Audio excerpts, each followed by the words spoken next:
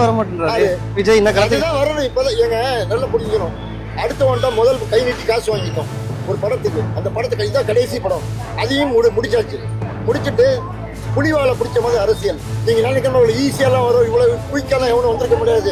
முதல்ல ரஜினிகாந்த் மாநாடு போட்டாராங்க, விஜயகாந்த் போட்டான் மனுஷன். அவன் இப்போ தலைவன் சரத்குமார் போட்டாரா, கமல் போட்டாரா?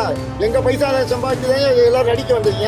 எங்க பைசா எங்களுக்கு நீங்க கொடுக்க வேணாம், கொஞ்சமாவது கொடுக்க வேணாம். ஏதாவது நல்ல திட்டம் உதவி ஏதாவது செஞ்சிருக்காங்களா?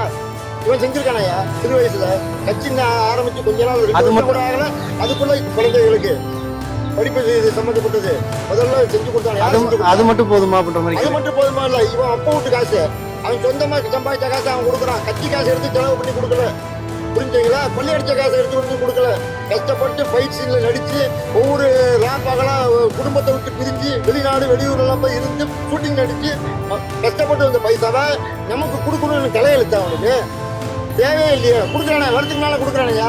அப்ப இப்ப அவன் சொந்த காசை கொடுக்குறான்னா இன்னும் பின்னால சிஎம் ஆனா அரசாங்க காசு எவ்வளவு கொடுப்பான்?